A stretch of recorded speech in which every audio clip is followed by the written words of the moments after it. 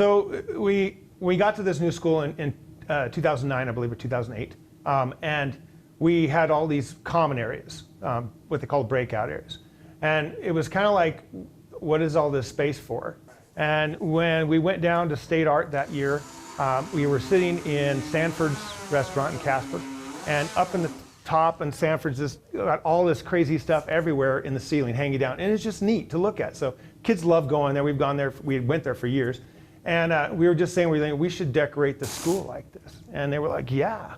No one quite knew then that the conversation had at that restaurant would actually change the course of learning for so many students in Powell, Wyoming. It would also change their perception of art and perhaps their perception of themselves. What was amazing was I didn't realize how much buy-in there would be into it. I had kids here that I had to chase out at the end of the day. They were here before I was here in the morning trying to get in to work on it. And I'm like, okay, this is something else. To watch these students problem solve in real time is impressive. There's a sense of joy here. There's also a sense of humble self-confidence not seen in a lot of places.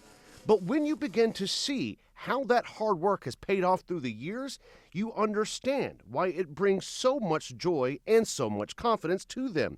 These students are a part of something that is beautifully and skillfully done that will far outlast their own time in these hallways. I would definitely recommend this class. I recommended it to my younger sister. She's a sophomore in high school.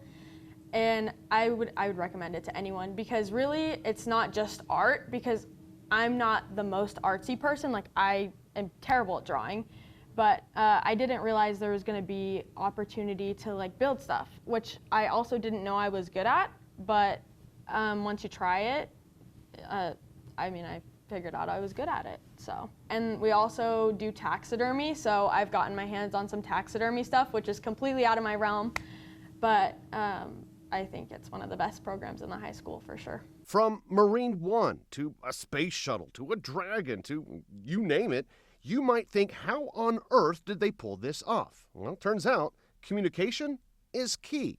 So you kind of have to fill each other in on what you're doing. That's really important because it's not a single person job. It has to be a group effort. I could not do this without my classmates. So everybody's got to contribute or it doesn't get done.